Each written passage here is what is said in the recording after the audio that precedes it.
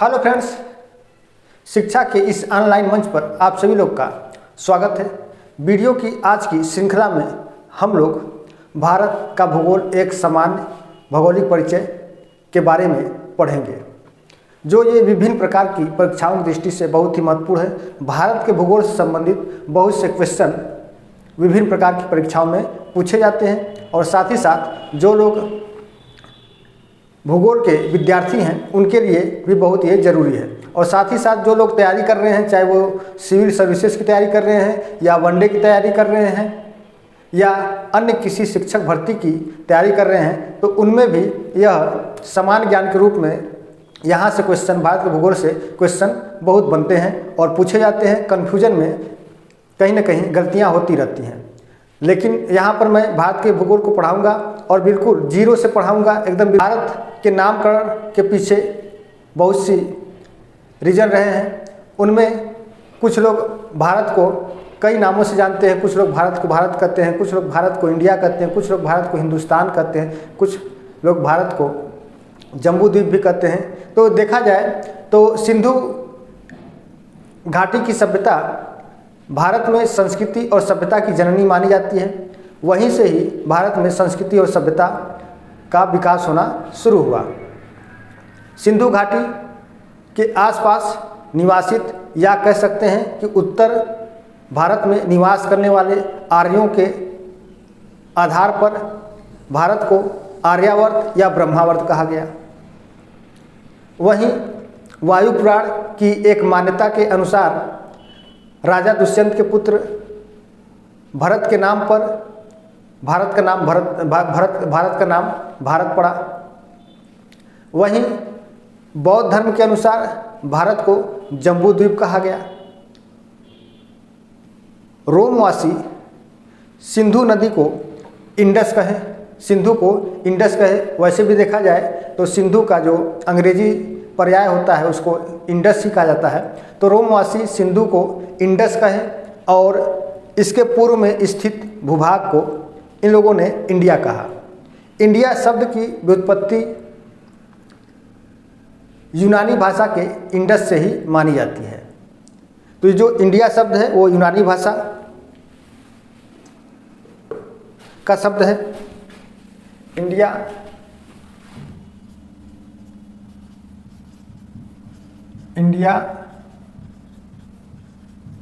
यूनानी भाषा का शब्द है।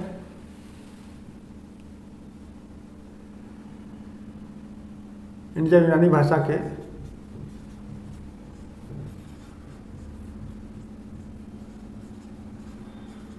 इंडस। तो इंडिया शब्द की उत्पत्ति यूनानी भाषा के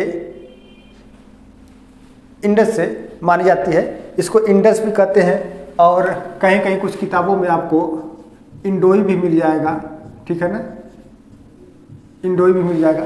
तो इंडिया यूनानी भाषा के इंडस शब्द से उत्पन्न हुआ है। रोमवासी सिंधु नदी को इंडस कहे और इसके पूर्व में स्थित भूभाग को इंडिया कहे। ईरानियों ने सिंधु को हिंदू कहा, यानी जो ईरानी थे वे लोग स का उच्चारण ह से करते थे, इसलिए वो लोग सिंधु को सिंधु न कहकर हिंदू कहते थे। और इस प्रदेश को सर्वप्रथम इन लोगों ने यानी कि ईरानियों ने ही हिंदुस्तान कहा। तो इस तरीके से आप देखें कि विभिन्न लोगों ने भारत को भिन्न भिन्न नामों से जाना, लेकिन वर्तमान समय में भारत का दो ही नाम अधिक प्रचलित है, इंडिया और भारत, जो भारतीय संविधान में इसका उल्लेख किया गया है। अभी मैं थोड़ी देर में बताऊंगा। लेकिन यदि आप बात करें तो भारत शब्द का सर्वप्रथम उल्लेख पुराणों में ही देखने को मिलता है। इतना सब कुछ जानने के बावजूद भी आप ये समझिए कि भारत शब्द का जो उल्लेख है वो पुराणों में ही सर्वप्रथम देखने को मिला। अब इसके बाद भारतीय संविधान के भाग 1 अनुच्छेद 1 भारत के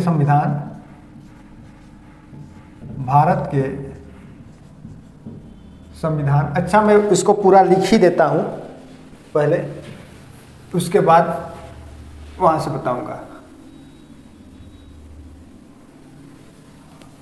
नामकरण की यदि बात करें, नामकरण भारत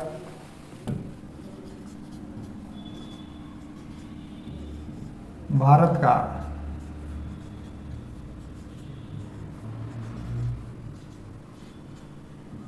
नामकरण।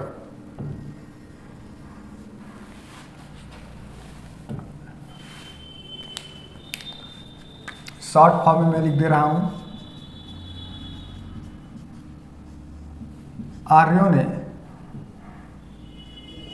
भारत को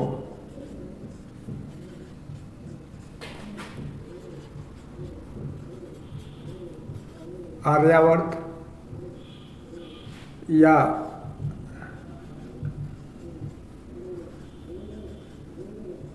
ब्रह्मावर्त कहा।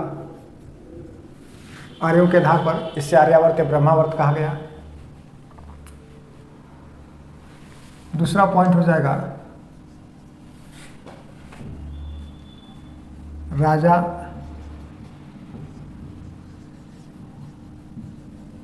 दुष्यंत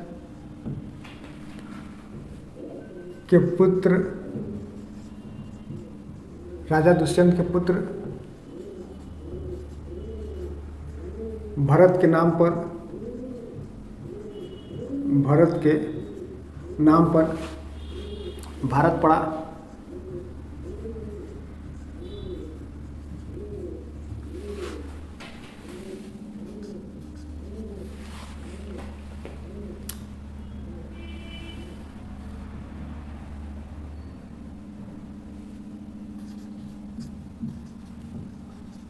रोमवासी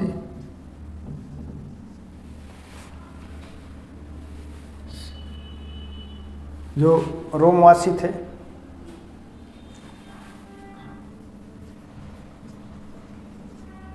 सिंधु को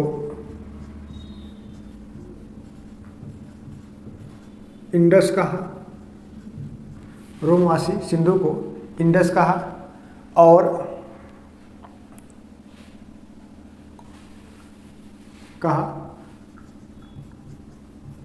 और इसके पूर्व में स्थित भूभाग को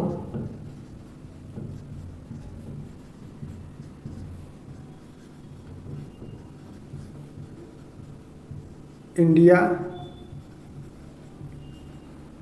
कहा, हिंदुस्तान कहा। अब भारत शब्द का सर्वप्रथम उल्लेख कहाँ मिलता है तो पुराणों में देखने को मिलता है। यदि अब हम लोग बात करें भारतीय संविधान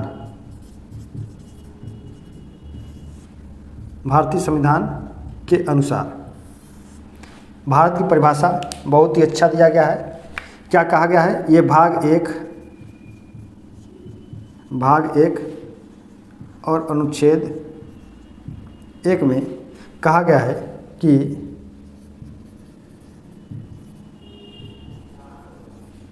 India that is Bharat shall be union of the state।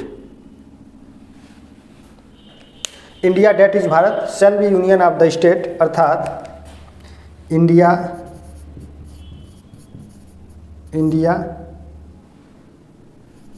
अर्थात भारत राज्यों का एक संघ होगा। इंडिया अर्थात भारत राज्यों का एक संघ होगा, न कि यह कोई देश या नेशन होगा। तो भारतीय संविधान में इंडिया के लिए कहीं पर भी नेशन शब्द का प्रयोग, राष्ट्र शब्द का प्रयोग नहीं किया गया है। ठीक है, यहाँ पर भारत राज्यों का एक संघ है। लेकिन यदि आप बात करें संघ की, यहाँ से बहुत चीज़ें आप लोग को स्पष्ट हो जाएंगी। यदि आप बात करें संघ की तो देखिए संघ दो तरीके से बनाई जा सकती है। एक, आपस में समझौता करके संघ तैयार किया जा सकता है, जैसे 4 लोग, 6 लोग, 10 लोग, 20 लोग, 50 लोग, 100 लोग आपस में एक दूसरे से समझौता कर ले, एग्रीमेंट कर ले और संघ बना ले। दूसरा संघ बन सकता है एकीकरण के माध्यम से, सभी लोगों को जोड़ करके उनका एकीकरण करके संघ बनाया जा सकता है। तो इस तरीके से 2 संघ बनते हैं, जो समझौता के माध्यम से बनता है, जो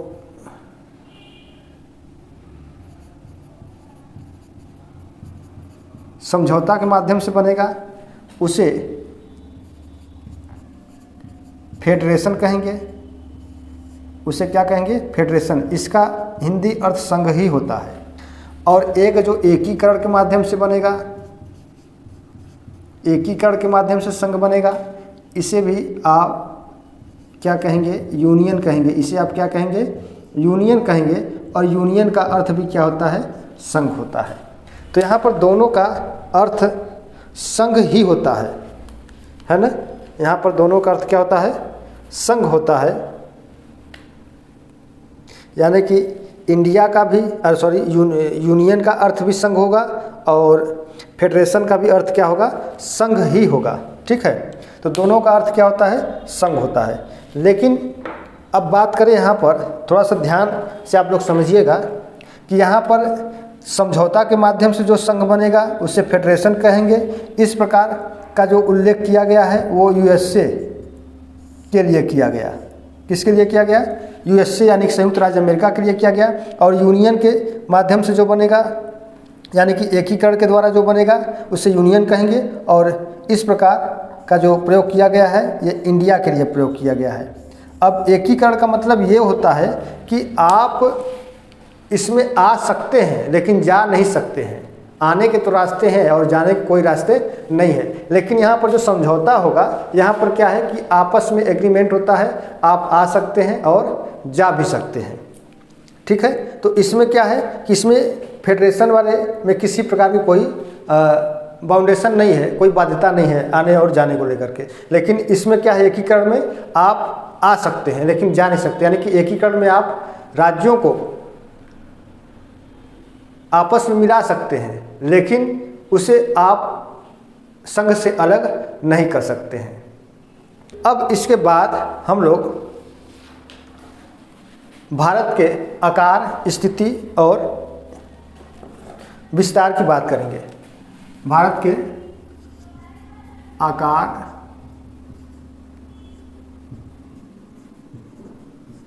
स्थिति और विस्तार की बात करेंगे।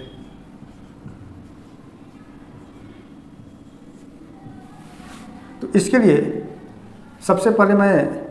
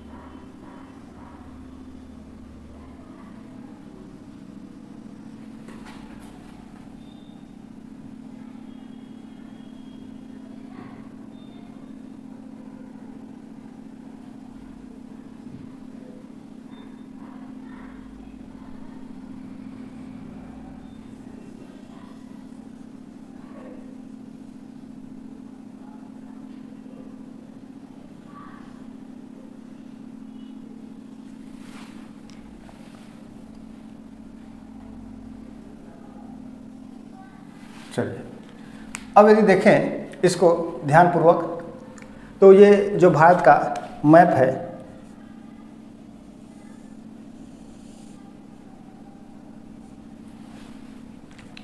ध्यानपूर्वक यदि आप देखें तो इसकी जो आकृति है, जो आकार है, ये कैसा है? चतुष्कोणीय है। आकार कैसा है? तो इसका आकार चतुष्कोणीय है। भारत का जो आकार है वो कैसा है? वो चतुष्कोणीय रूप में है। और यहाँ से देखा जाए, यहाँ से, तो ये सभी जलीय भाग है इसको अरब सागर कहा जाता है। इधर अरब सागर है, इधर अरब सागर है, और नीचे इधर हिंद महासागर, और यहाँ पे बंगाल की खाड़ी, यहाँ पर बंगाल की खाड़ी, और उत्तर से लेकर के उत्तर पूर्वी क्षेत्र तक हिमालय है। तो आप देख रहे हैं कि भारत का जो आकार है वह चतुष्कोणीय रूप में है, इसका आकार चतुष्कोणीय है, और इसके दक्षिण में हिंद महासागर है। हिंद महासागर से लगे हुए बहुत से देश हैं, लेकिन जैसी स्थिति भारत इस हिंद महासागर में रखता है वैसी स्थिति कोई भी देश इस हिंद महासागर में नहीं रख पाता है। इस कारण से भारत के नाम पर ही इस महासागर का नाम हिंद महासागर रखा गया। चलिए, ये बात आप लोग को क्लियर हुई। अब इसके बाद हम लोग देखेंगे कि इसका उत्तर से दक्षिण विस्तार, यदि आप इसका उत्तर से दक्षिण विस्तार देखें, यहाँ से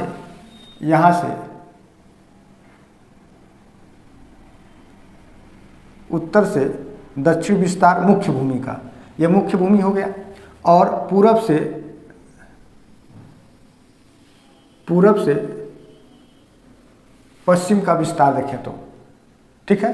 तो पूरब से पश्चिम का विस्तार देखें तो उत्तर से दक्षिण का इसका जो विस्तार है ये आपका 3214 किलोमीटर है, ठीक है। और पूर्व से पश्चिम इसका जो विस्तार है ये 2933 किलोमीटर है।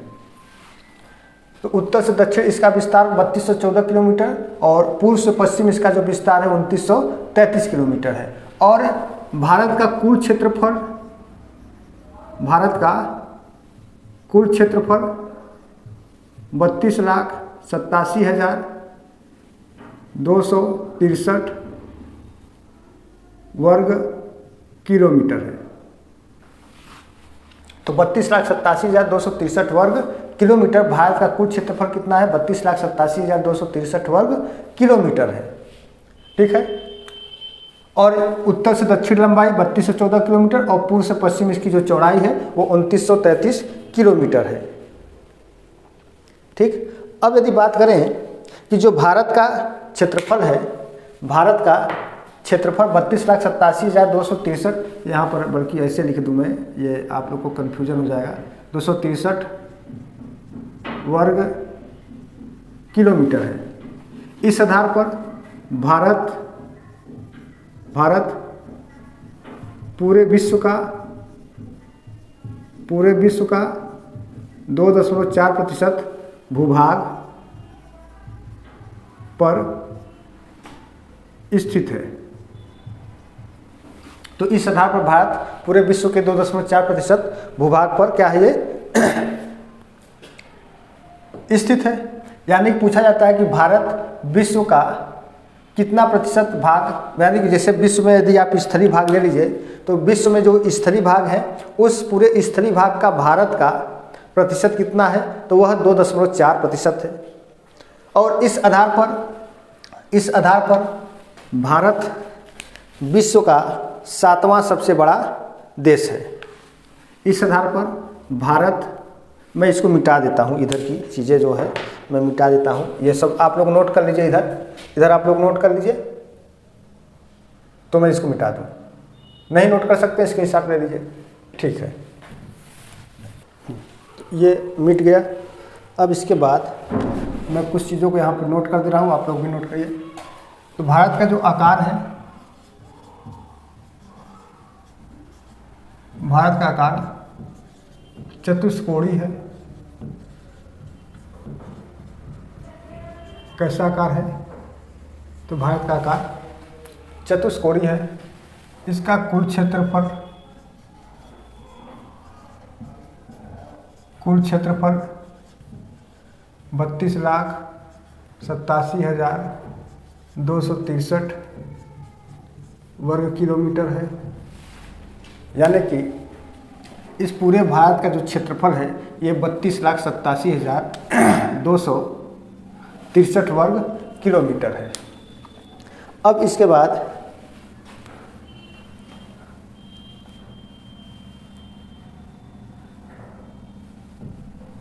विश्व के विश्व के कुल क्षेत्रफल का 2.4% भूभाग है। तो 32,87,263 वर्ग किलोमीटर है और यह विश्व के कुल क्षेत्रफल का 2.4% भूभाग है। विश्व में क्षेत्रफल की दृष्टि से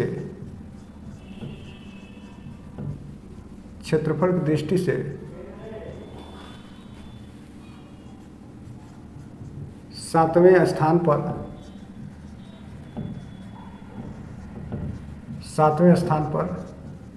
है। तो भारत विश्व में क्षेत्रफल की दृष्टि से 7वें स्थान पर है, यानी कि कह सकते हैं कि जो सबसे बड़ा देश है वो रूस है। सबसे बड़ा देश कौन सा है, यहाँ से मैं लिख रहा हूँ रूस के बाद कनाडा के बाद अमेरिका, रूस, कनाडा, अमेरिका, चीन, ब्राज़ील, ऑस्ट्रेलिया और भारत। तो इस प्रकार आप देख रहे हैं कि भारत की जो स्थिति है क्षेत्रफल की दृष्टि से, जो स्थिति है वो ऑस्ट्रेलिया के बाद भारत विश्व का सबसे बड़ा देश है और ये 7वें स्थान पर आता है। सबसे बड़ा देश रूस है, उसके बाद दूसरा कनाडा, तीसरा अमेरिका, चौथा चीन, पाँचवा ब्राज़ील, छठवां ऑस्ट्रेलिया और सातवां भारत है। अब इसके उत्तरी और दक्षिणी विस्तार की बात करें। इसके उत्तरी एवं दक्षिणी विस्तार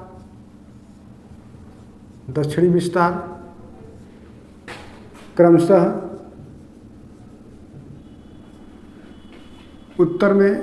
उत्तरी जो विस्तार होगा वो 3214 किलोमीटर और दक्षिण में जो विस्तार होगा वो 2933 किलोमीटर होगा। यहाँ पे इसीलिए मैंने क्रमशः लिखा है। क्रमशः का मतलब ये उत्तरी विस्तार हो गया, उत्तरी विस्तार, और ये दक्षिणी विस्तार हो गया। तो उत्तरी एवं दक्षिणी विस्तार क्रमशः 3214 और 2933 किलोमीटर है। अब इसके बाद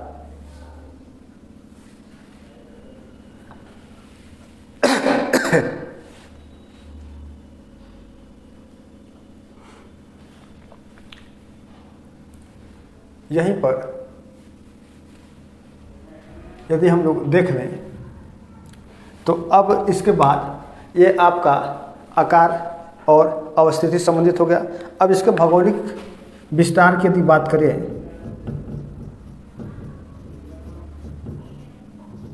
भौगोलिक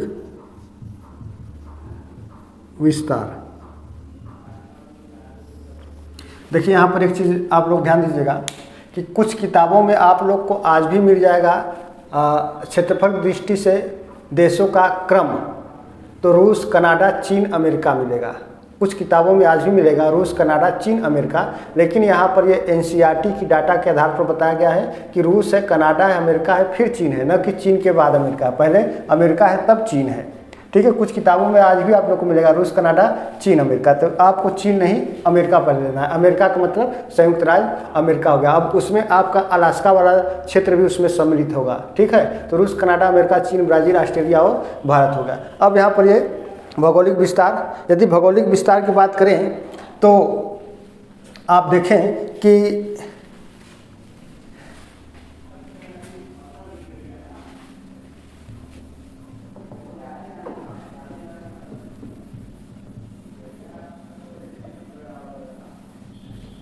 यदि आप इसके भौगोलिक विस्तार की बात करें तो आप देखेंगे ये मिट गया क्या, चलिए कोई नहीं।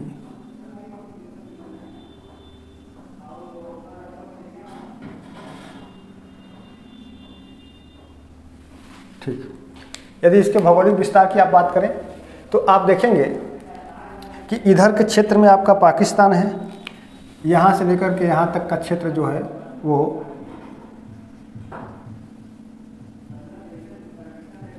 पाकिस्तान, यहाँ पे थोड़ा सा ऊपर जाएंगे तो अफ़गानिस्तान, इधर से जाएंगे तो ये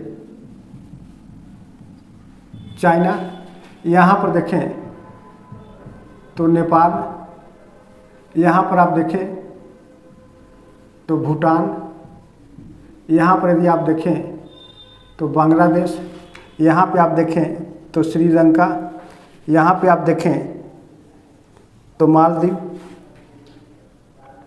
ठीक है। और इधर तो आपका ये म्यांमार है ही, ठीक है। इधर आपका म्यांमार हो गया, ठीक। तो आप देख रहे हैं कि इसका जो भौगोलिक विस्तार है वो इसके उत्तर पश्चिम में पाकिस्तान, उत्तर में चीन, उत्तर में ही नेपाल, उत्तर पूर्व में भूटान और उत्तर पूर्व में बांग्लादेश, मिलकर ये सभी यानी पाकिस्तान, चाइना, नेपाल, भूटान, बांग्लादेश, ये सभी देश मिलकर के एक बड़ा भूभाग बनाता है। इस बड़े भूभाग को ही उपमहाद्वीप की संज्ञा दी गई है। इसी को भारतीय उपमहाद्वीप के नाम से जाना जाता है। यानी कि यदि आप भारत के साथ साथ पाकिस्तान, चाइना, नेपाल, भूटान, बांग्लादेश को मिला देंगे तो यह विश्व के एक बहुत बड़े भूभाग को कवर करता है। इसीलिए इसको उपमहाद्वीप की संज्ञा दी गई है। और चूंकि अब भारत की स्थिति इन सभी देशों के केंद्र में रहती है, इसलिए इसका नाम जोड़ करके कह दिया जाता है भारतीय उपमहाद्वीप। अब ये भारतीय उपमहाद्वीप बन जाता है। और उसी में जब आप मालदीव को, यहाँ पर ये मालदीव है, जब उसी जगह आप मालदीव और श्रीलंका को, इन दोनों को आप इन भूभागों में जोड़ देते हैं तो यह दक्षिण एशिया का एक पर्सनल भूभाग बन जाता है। और दक्षिण एशिया के अंतर्गत इन विषयों का अध्ययन किया जाता है। यानी कि इन विषय में कौन कौन से आएंगे, आपका मालदीव, श्रीलंका, पाकिस्तान, चाइना, नेपाल, भूटान, बांग्लादेश, भारत, ये सभी आ जाएंगे। तो ये इन दोनों को आप जोड़ देंगे तो ये दक्षिण एशिया बन जाता है। और वहीं जब आप पाकिस्तान, चाइना, नेपाल, भूटान, बांग्लादेश और भारत को ले लेंगे तो यह एक बड़े भूभाग को कवर करता है। इस आधार पर इसे भारतीय उपमहाद्वीप के नाम से जाना जाता है, ठीक है। अब इसके बाद भौगोलिक विस्तार में यहाँ पर आप लिख सकते हैं कि पाकिस्तान, चीन, नेपाल, भूटान और बांग्लादेश के साथ संलग्न होने पर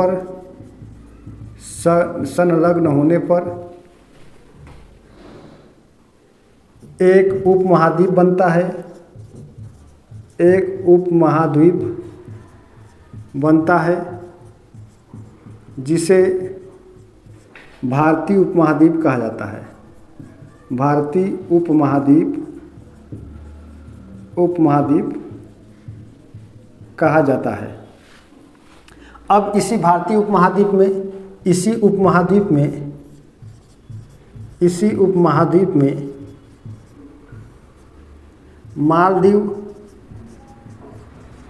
मालदीव और श्रीलंका को जोड़ दिया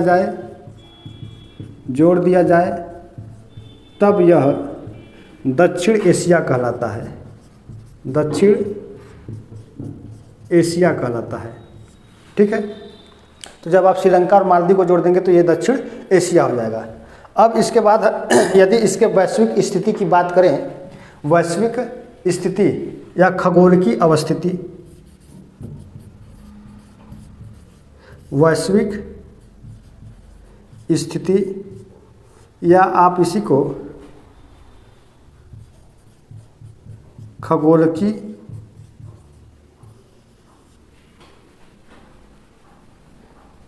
अवस्थिति कहें। तो आप ध्यान से देखिए कि भारत का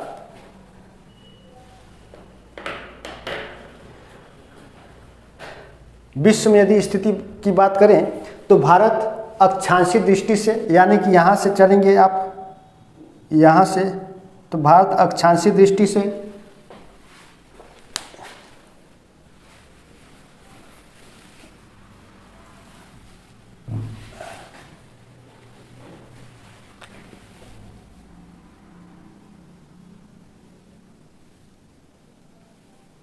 चलिए, तो भारत अक्षांशीय दृष्टि से देखा जाए तो यहाँ पर 8 डिग्री 4 मिनट उत्तरी अक्षांश से लेकर के 37 डिग्री 6 मिनट उत्तरी अक्षांश, और यहाँ पर 68 डिग्री 7 मिनट से लेकर के यहाँ पर 97 डिग्री 25 मिनट इसका अक्षांशीय विस्तार है। तो अक्षांशीय दृष्टि से जो भारत है वह पूर्णतया उत्तरी गोलार्ध का देश है। तो अब देख रहे हैं कि यहाँ पर 0 डिग्री है, यहाँ पर जाएंगे आप नीचे की तरफ, यहाँ पर देखिए ध्यान से, यहाँ पर आप देखेंगे तो यहाँ पर 0 डिग्री की रेखा है, यहाँ पर ये 0 डिग्री की रेखा है जिसे आप भूमध्य रेखा या विषुवत रेखा या इक्वेटर के नाम से जानते हैं। अब यह चूँकि 0 डिग्री के ऊपर है इसलिए यह पूर्णतया उत्तरी अक्षांश का देश कहलाता है। तो आप कह सकते हैं कि भारत अक्षांशीय दृष्टि से पूर्णतया उत्तरी गोलार्ध का देश है और देशांतरी दृष्टि से पूर्वी गोलार्ध का देश है। चूँकि अब यहाँ पर देखिए 68 डिग्री 7 मिनट है तो 0 डिग्री मान लेते हैं यहाँ पर होगा, तो ये पूर्णतया 0 डिग्री के पूरब में है इसलिए यह पूर्वी गोलार्ध का देश है। इस आधार पर पूरे ग्लोब में इसकी जो स्थिति होती है वह उत्तरी पूर्वी गोलार्ध कहलाती है। तो इस आधार पर भारत पूर्ण रूप से वास्तविक रूप से यह उत्तरी पूर्वी गोलार्ध का देश है। इसको आप लोग ऐसे भी समझ सकते हैं, जो लोग न समझ पा रहे हों तो मैं बता रहा हूँ, यहाँ पर देखिएगा ध्यान से। ये मान लेते हैं कि ये ग्लोब हो गया। अब इस ग्लोब पर यहाँ पर एक 0 डिग्री की देशांतर रेखा है।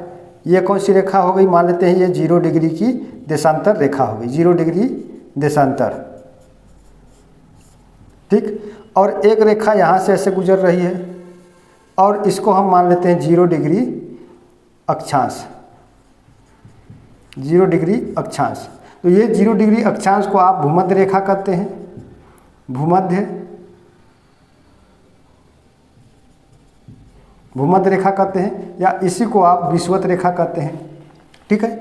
अब जो भारत की स्थिति है तो 8 डिग्री 4 मिनट से लेकर के, तो मान लेते हैं 8 डिग्री 4 मिनट यहाँ पर होगा और 68 डिग्री 7 मिनट से लेकर के यहाँ तक है। अब इसके 37 डिग्री 6 मिनट होगा, यहाँ पर 37 डिग्री 6 मिनट उत्तरी अक्षांश में।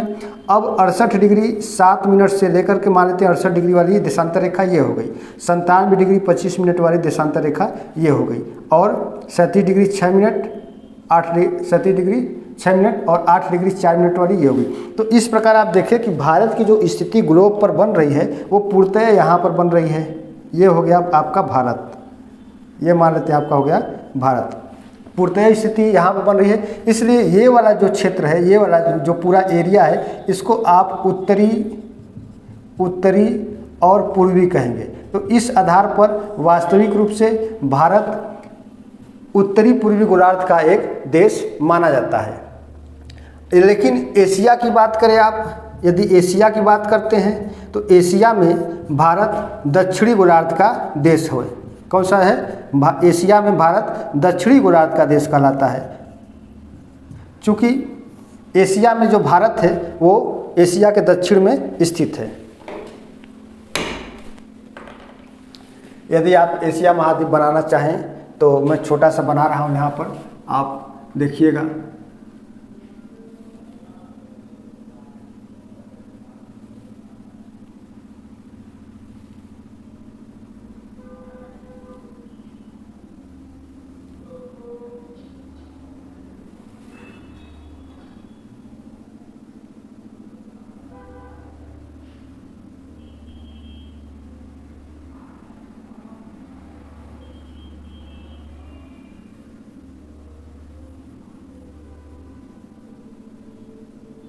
यहाँ पर एशिया यहाँ तक है, तो ये वाला भाग एशिया है, ये वाला भाग एशिया है और ये वाला भाग अफ्रीका है।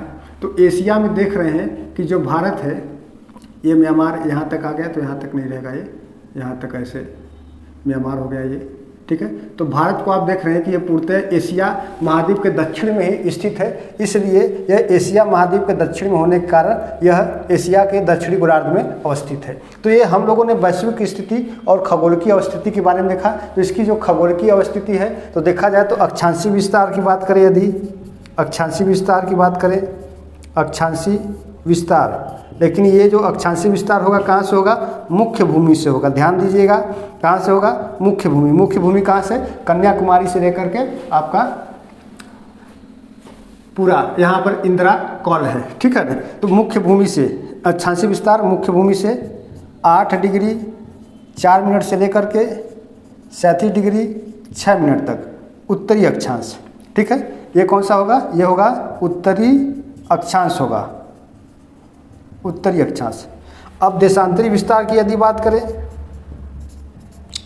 देशांतरी विस्तार की बात कीजिए तो देशांतरी विस्तार में यह 68 डिग्री 7 मिनट से लेकर के 97 डिग्री 25 मिनट तक, ये कौन सा है, पूर्वी देशांतर है, पूर्वी देशांतर।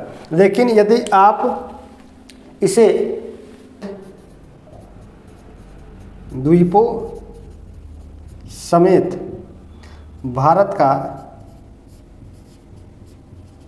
अक्षांशीय विस्तार तो ये आपका आ जाएगा 6 डिग्री 4 मिनट। तो द्वीपों समेत इसका जो विस्तार होगा वो 6 डिग्री 4 मिनट होगा। यानी कि आप कह सकते हैं कि ये 6 डिग्री 4 मिनट उत्तरी अक्षांश होगा। देखिए यहाँ पर उत्तरी अक्षांश होगा। आप कह सकते हैं कि यहाँ पर आपका अंडमान निकोबार है, अंडमान निकोबार का ये वाला हिस्सा जो सबसे दक्षिण में है, ठीक है। तो अंडमान निकोबार का ये हिस्सा 6 डिग्री 4 मिनट के आसपास है, 6 डिग्री 4 मिनट के आसपास है। तो ये वाला हिस्सा द्वीपों समेत यदि आप अक्षांशीय विस्तार बात करेंगे तो 6 डिग्री 4 मिनट से है, 6 डिग्री 4 मिनट से लेकर के 37 डिग्री 6 मिनट तक। लेकिन यदि आप मुख्य भूमि की बात करेंगे तो 8 डिग्री 4 मिनट से लेकर के 37 डिग्री 6 मिनट तक है।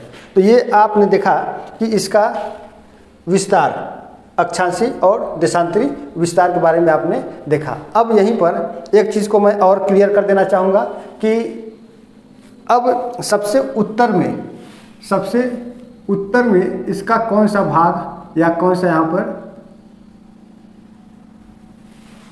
स्थान है। तो उत्तर में सबसे उत्तरी, भारत का सबसे उत्तरी स्थान इंदिरा कॉल के नाम से जाना जाता है।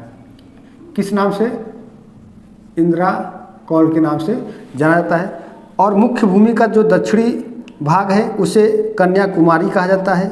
क्या कहा जाता है, कन्याकुमारी कहा जाता है। और इसका सबसे पूर्वी भाग यहाँ पर देखिए, आप ध्यान से देखते रहिएगा। सबसे पूर्वी भाग मैं देख लूँ एक बार, दिखाई दे रहा है स्पष्ट कि नहीं दिखाई दे रहा है, दिखाई तो दे रहा है। सबसे इसका पूर्वी जो भाग होगा यहाँ पर देखिएगा, सबसे पूर्वी भाग यहाँ पर, तो इसे गुहार मोती क्या कहा जाता है,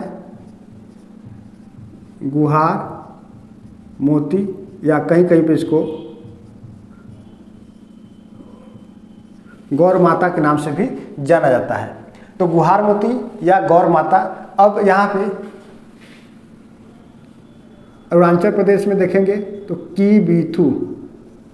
कीबीथू, और अंडमान निकोबार का जो सबसे दक्षिणतम पॉइंट देखेंगे यहाँ पर देखेंगे तो यहाँ पर आपको मिलेगा इंदिरा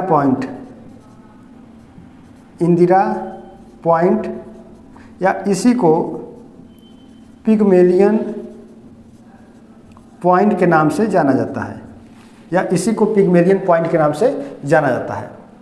तो इस आधार पर आपने देखा कि भारत का सबसे उत्तरी भाग, सबसे दक्षिणी भाग, सबसे पूर्वी भाग और सबसे पश्चिमी भाग को किन किन नामों से जाना जाता है। तो कीबीथू पूर्वी भाग, पश्चिमी भाग गौर माता या गुहार मोती, सबसे उत्तरी भाग इंदिरा कौल, मुख्य भूमि का दक्षिणी भाग कन्याकुमारी, और वैसे देखा जाए द्वीपों समेत सबसे दूरस्थ जो बिंदु है, जो पॉइंट है भारत का, उसे इंदिरा पॉइंट या पिगमेलियन पॉइंट के नाम से जाना जाता है।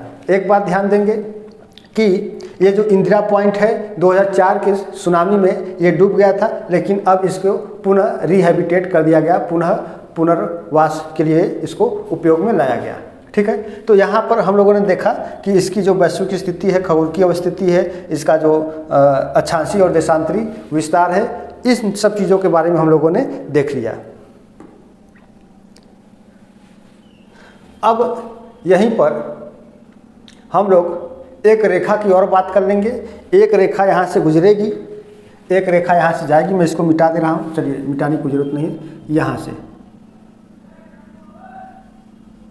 एक रेखा यहाँ से जाएगी यहाँ तक, तो आप देखेंगे कि इसे 23.5 डिग्री उत्तरी अक्षांश के नाम से जाना जाता है, और यह भारत के मध्य से होकर के जाने वाली रेखा है। इस रेखा का नाम कर्क रेखा है। क्या नाम है? कर्क रेखा। तो जो कर्क रेखा है यह भारत के बिल्कुल बीचों बीच या मध्य से होकर के गुजरती है, और यह भारत के कुल 8 राज्यों से होकर के जाती है। मैं पश्चिम से पूर्व का सीधा क्रम बता रहा हूँ। तो सबसे पश्चिम में आपको मिलेगा गुजरात, उसके बाद आपको मिल जाएगा यहाँ पर राजस्थान, अब इसके बाद आपको यहाँ मिलेगा मध्य प्रदेश, फिर उसके बाद आपको यहाँ मिल जाएगा छत्तीसगढ़, उसके बाद झारखंड, इसके बाद वेस्ट बंगाल, पश्चिम बंगाल, अब इसके बाद त्रिपुरा, और इसके बाद मिजोरम। ठीक है, तो इस तरीके से आपने देखा कि जो कर्क रेखा है वो भारत के 8 राज्यों से होकर गुजरती है। पश्चिम से पूर्व का यही इसका क्रम है, या पूर्व से पश्चिम इसका क्रम है। मिजोरम, त्रिपुरा, पश्चिम बंगाल, झारखंड, छत्तीसगढ़, मध्य प्रदेश, राजस्थान, गुजरात। तो 1 2 3 4 5 6 7 और ये 8 राज्य हो गए। तो अब यहाँ से देख लेंगे गुजरात, राजस्थान, मध्य प्रदेश, छत्तीसगढ़, झारखंड, वेस्ट बंगाल, त्रिपुरा और ये मिजोरम, ये इतने 8 राज्यों से होकर के ये जाती है। अब इसमें एक और सवाल बन जाता है मित्र, ध्यान देंगे कि इस कर्क रेखा के सर्वाधिक नज़दीक कौन सा शहर है। तो इस कर्क रेखा के सर्वाधिक जो नज़दीक शहर है ये आपका भोपाल है। कौन सा है? भोपाल। ये मध्य प्रदेश का प्रशासनिक नगर भी है, इसको राजधानी भी माना जाता है भोपाल। ये 23 डिग्री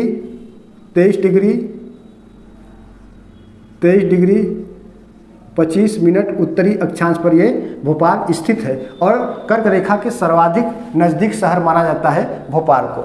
ठीक है, इसके अलावा बहुत से हैं, गुजरात में भी हैं और इधर आपके छत्तीसगढ़ में भी हैं।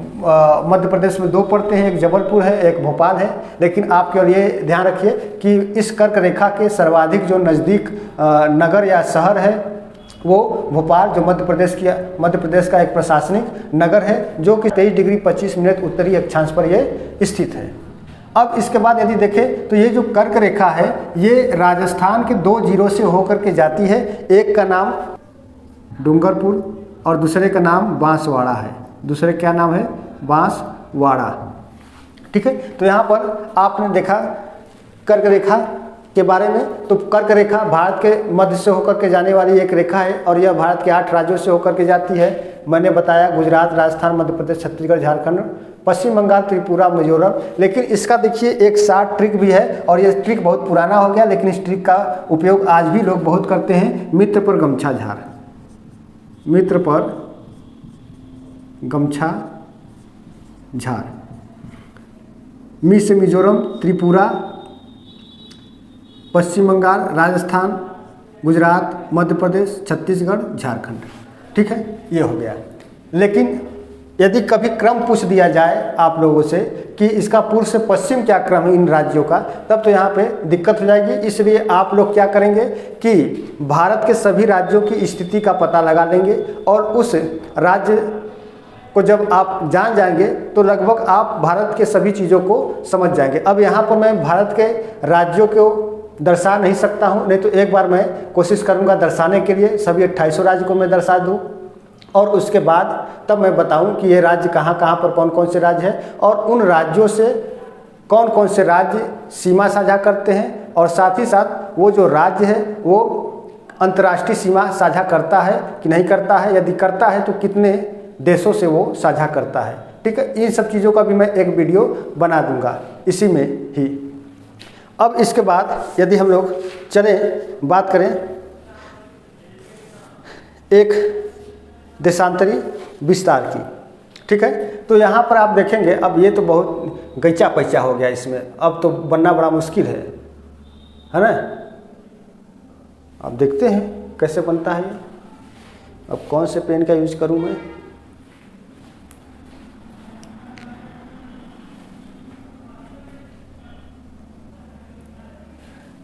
अब यहाँ पर आप चलें, यहाँ से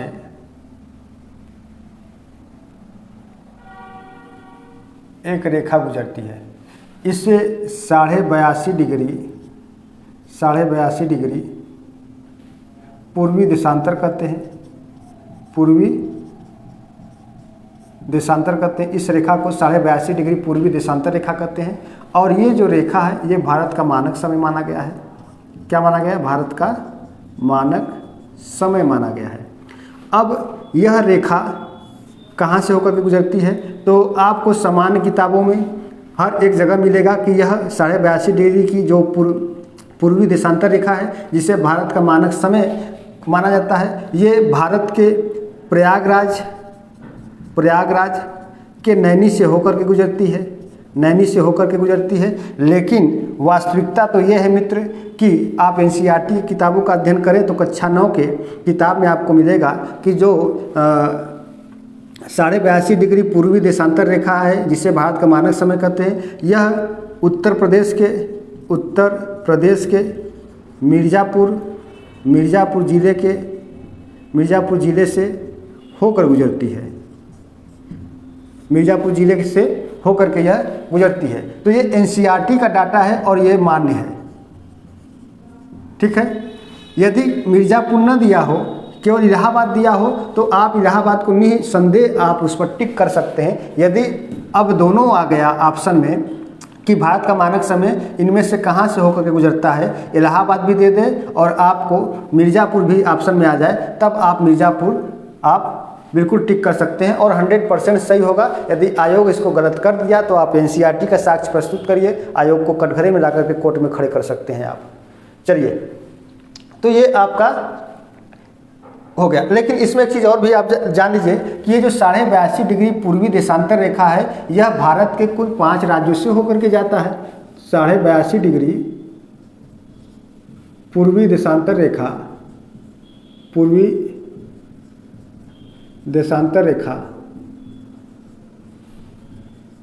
भारत के 5 राज्यों से होकर जाता है, 5 राज्यों से होकर जाता है। ठीक, अब उत्तर से दक्षिण का क्रम मैं बता रहा हूँ, उत्तर से दक्षिण का क्रम। तो उत्तर में सबसे पहले उत्तर प्रदेश, उसके बाद मध्य प्रदेश, उसके बाद छत्तीसगढ़, उत्तर प्रदेश, मध्य प्रदेश, छत्तीसगढ़,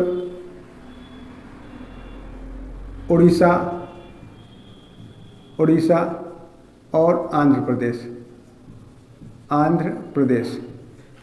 ठीक है, ये सवाल आपका 2016 ज्योग्राफी के पीजीटी उत्तर प्रदेश के पीजीटी एग्जाम में पूछा गया था कि निम्न में से इनमें से किन राज्यों से होकर के मानक समय नहीं गुजरता है। ठीक है, तो ये भारत के मानक समय 5 राज्यों से होकर जाते हैं, उत्तर प्रदेश, मध्य प्रदेश, छत्तीसगढ़, उड़ीसा और आंध्र प्रदेश। तो यहाँ पर आप देखें तो उत्तर प्रदेश, इसके नीचे मध्य प्रदेश, फिर थोड़ा सा भाग आपका मध्य प्रदेश का थोड़ा सा भाग लगता है, उसके बाद थोड़ा सा भाग छत्तीसगढ़ का लगता है, फिर आपका आ जाता है उड़ीसा और यहाँ पर आंध्र प्रदेश आ जाता है। तो ये इतने 5 राज्यों से होकर के जाता है। इसका मैं एक ट्रिक बता दे रहा हूँ जो आप लोग भूल नहीं सकते हैं, इसी क्रम में ट्रिक है। ट्रिक क्या है? उत्तर में छाओ आप कहाँ छाएंगे? उत्तर में छाएंगे और कहीं नहीं। उत्तर में छाओ आप, उत्तर में छाओ आप। उत्तर का मतलब उत्तर प्रदेश, म का मतलब मध्य प्रदेश, छत्तीसगढ़, उड़ीसा और ये आपका मतलब आंध्र प्रदेश। ठीक है, तो आज हम लोगों ने भारत के लगभग एक समान भौगोलिक स्थिति से परिचित हुए हैं। भारत की विश्व में क्या स्थिति है, भारत का विश्व में क्षेत्रफल की दृष्टि से कौन सा स्थान है, यह पूरे विश्व के भूभाग को कितना प्रतिशत कवर करता है, साथ ही साथ इसका अक्षांशीय विस्तार क्या है, देशांतरीय विस्तार क्या है, भारत के मध्य से होकर के जाने वाली कर्क रेखा कितने राज्यों से होकर के जाती है, देशांतर रेखा जो भारत का मानक समय, पूर्वी देशांतर का मानक समय माना गया भारत का 82.5 डिग्री, यह भारत के कितने राज्यों से होकर के जाती है और कहाँ से गुजरती है, इन सभी चीज़ों के बारे में हम लोगों ने आज कवर किया।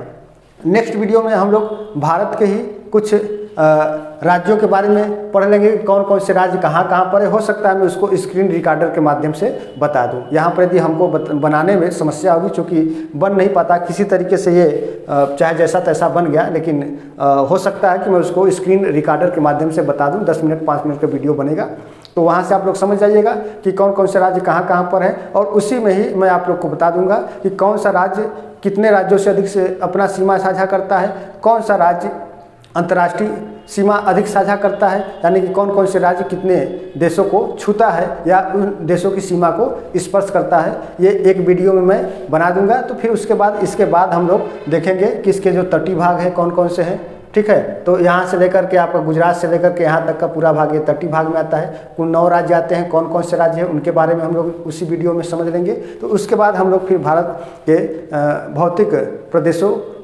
में चलेंगे और भौतिक प्रदेशों का विभाजन देखेंगे और भौतिक प्रदेशों के बारे में जानेंगे, और वहाँ से आपका भारत का भूगोल कह सकते हैं कि बहुत ही महत्वपूर्ण हो जाता है, और वहीं से क्वेश्चन अधिकतर बनते हैं। उनमें हम पर्वत देखेंगे, पठार देखेंगे, पहाड़ देखेंगे, नदियाँ देखेंगे, सबसे ऊंची चोटी कौन सी है, दक्षिण भारत की सबसे ऊंची चोटी कौन सी है, पूरे भारत की सबसे ऊंची चोटी कौन सी है ना। ये सभी चीज़ों को हम उस वीडियो में फिर देखेंगे, ठीक है। तो आज की वीडियो मित्रों बस इतना ही। वीडियो अच्छी लगी हो तो वीडियो को जरूर लाइक करिए, शेयर करिए, कमेंट करिए। चैनल पर पहली बार आए हैं तो चैनल को आप लोग सब्सक्राइब जरूर करिए। अब ये बिहार शिक्षक भर्ती परीक्षा जो 4.0 हो रहा है, उसके हिसाब से भी ये जो भारत का भूगोल है बहुत ही इम्पोर्टेंट है, और इसको आप लोग अच्छे से देखिए, अपना एक नोट्स तैयार करते रहिए। और देखिए, मेरे पढ़ाने के बाद आप लोग किताबों का अध्ययन जरूर किया करिए। हो सकता है मेरे बताने में कहीं गलतियां हो जाए, मेरे लिखने में कहीं गलतियां हो जाए, तो आप उन किताबों का अध्ययन करके वहाँ सुधार कर सकते हैं, या आप कमेंट कर सकते हैं कि आपने ये चीज़ ऐसा बताया है,